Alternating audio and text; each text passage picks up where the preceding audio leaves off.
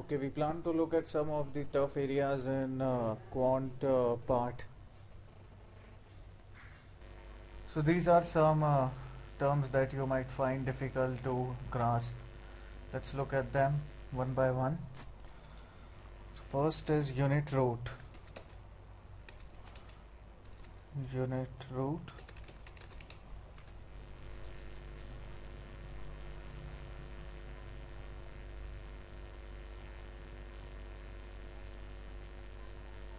Let's check about the unit root.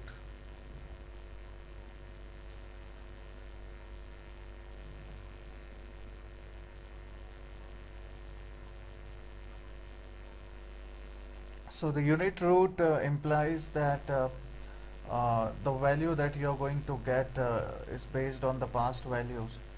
So uh, the AR model would become some error terms plus a slope plus the last model. So the expected value of error is still 0.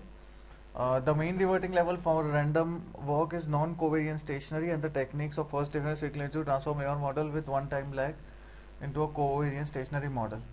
So if the series is covariant stationary, then the serial correlation for lag are insignificant or levelly drop to 0 as the number of period lag increases. When the lag coefficient is not statistically different from 0, or when the slope is 1, it becomes a unit root. Dicular-Fuller test is applied to AR1 model to test for unit root.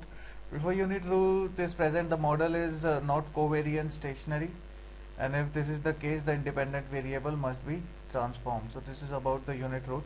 If you look at the unit root, your equation yt is equal to a1 yt minus 1 plus error terms a1 becomes 0. So the root of the equation m equal to 1. By repetitive substitution, the variance yt is given by t standard deviation. So note that the variance is diverging to infinity. If the variance is diverging to infinity, then the variance is not stationary. We use the Dicker-Fuller test, although not much is given here, but this is about the unit root. So in statistic, a unit root test whether a time series is non-stationary using autoregressive model.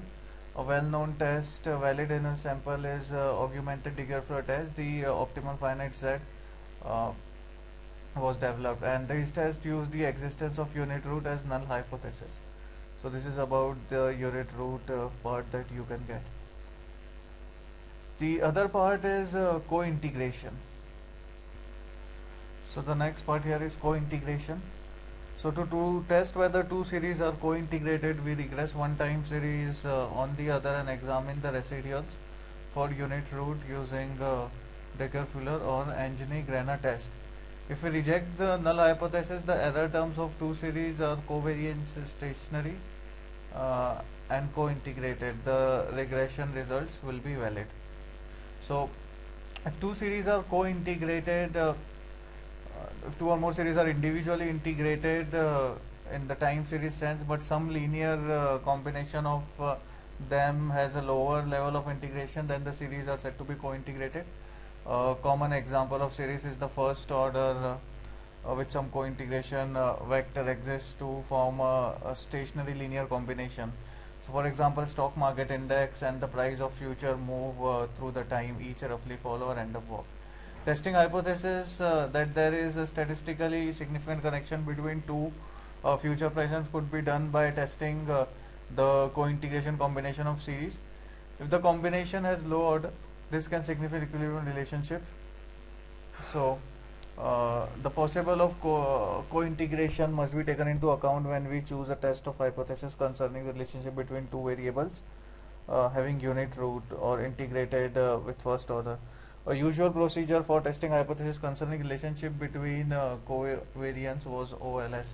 So this was the old time. In the new time, you have in the exam of CFA we have the Engel-Krenner and the Dicker-Fuller. Just remembering the name and getting a small idea would be good enough for now.